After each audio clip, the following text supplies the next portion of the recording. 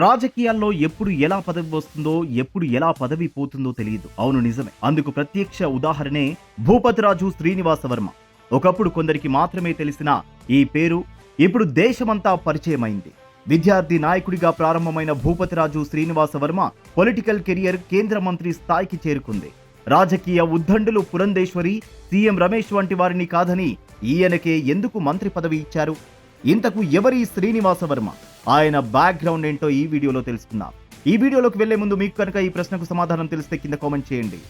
భూపతిరాజు శ్రీనివాస వర్మ ఏ నియోజకవర్గానికి ఎంపీ?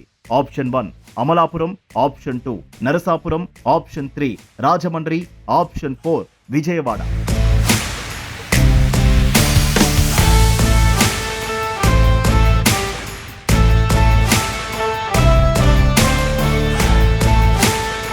బీజేపీలో ఎంతో కాలంగా పనిచేస్తున్న కార్యకర్త, కష్టపడితే ఆలస్యంగా అయినా ఫలితం దక్కుతుంది అని నిరూపించిన నాయకుడు భూపతిరాజు శ్రీనివాస వర్మ. భూపతిరాజు శ్రీనివాస వర్మ 1967 ఆగస్టు 4న సూర్యనారాయణరాజు, సీత దంపతులకు భీమవరంలో జన్మించారు. ఆయన తండ్రి ప్రభుత్వ ఉద్యోగి. భూపతిరాజు ఆంధ్ర విశ్వవిద్యాలయం నుండి ఎంఏ పూర్తి చేశాడు. ఆ తర్వాత మాస్టర్ లైబ్రేరియన్ కోర్సు చదివిన శ్రీనివాస వర్మ లైబ్రేరియన్ గా కొంతకాలం ఉద్యోగం చేశాడు.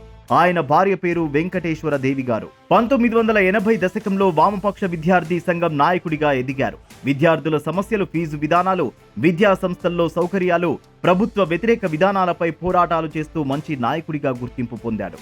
అయితే హిందుత్వ భావాలు కలిగిన వర్మ వామపక్ష పార్టీలో ఇమడలేకపోయారు. బీజేపీ విధానాలకు ఆకర్షితులై బీజేపీలో చేరారు. సంఘ్ పరివార్తో సత్సంబంధాలు కలిగిన శ్రీనివాస్ వర్మ 1991 నుండి 1995 వరకు పశ్చిమ గోదావరి జిల్లా బీజేవైఎం అధ్యక్షునిగా పనిచేశారు. 1995 నుండి 1997 వరకు భీమవరం పట్టణ బీజేపీ అధ్యక్షునిగా సేవలందించాడు. 1997 నుండి 1999 వరకు పశ్చిమ గోదావరి జిల్లా బీజేపీ కార్యదర్శిగా పనిచేశాడు. 1999 నుండి 2001 వరకు నరసాపురం పార్లమెంటు కన్వీనర్ గా కొనసాగారు. 2001 నుండి 2003 వరకు బీజేపీ జాతీయ కౌన్సిల్ సభ్యుడిగా చేశాడు. 2003 నుండి 2009 వరకు పశ్చిమ గోదావరి జిల్లా ప్రధాన కార్యదర్శిగా బాధ్యతలను నిర్వర్తించాడు. ఆయన సేవలను గుర్తించిన బీజేపీ 2009లో నరసాపురం లోక్సభ సీటు కేటాయించింది. ఇలా మొదటిసారి ఎన్నికల్లో పోటీ చేసిన ఆయన ఓటమి పాలయ్యారు. 2010 నుండి 2018 వరకు పశ్చిమ గోదావరి జిల్లా అధ్యక్షునిగా పనిచేశారు. 2014లో భీమవరం పురపాలక వార్డు కౌన్సిలర్ గా గెలుపొంది ఇన్ఛార్జ్ చైర్మన్ గా కూడా సేవలందించారు.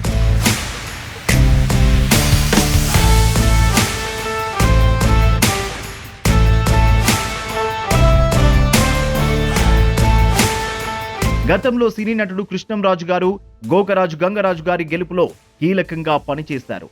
రొయ్యల సాగు, రియల్ ఎస్టేట్ వ్యాపారాల్లో 3 దశాబ్దాలుగా ఉన్నారు శ్రీనివాస వర్మ. 2020 నుండి రాష్ట్ర కార్యదర్శిగా ఉన్న శ్రీనివాస వర్మను నరసాపురం ఎంపీ అభ్యర్థిగా అనౌన్స్ చేసింది. నరసాపురం నుంచి మాజీ ఎంపీ రఘురామకృష్ణంరాజుతో సహా చాలా మంది టికెట్ కోసం ప్రయత్నం చేసినా ఆర్ఎస్ఎస్ ఉన్న సంబంధాల వల్ల శ్రీనివాస వర్మ వైపే అధిష్టానం మొగ్గు చూపింది. టీడీపీ, జనసేన, బీజేపీ కూటమి అండతో పాటు శ్రీనివాస వర్మ వ్యక్తిగత ఇమేజ్ కూడా ఎన్నికల్లో బాగా పనిచేసింది. నరసాపురంలో బీజేపీకి కొంత పట్టు ఉండడం, గతంలో గోకరాజు గంగరాజు, కృష్ణంరాజు వంటి వారు ఈ పార్టీ నుండి ఎంపీలుగా గెలిచారు.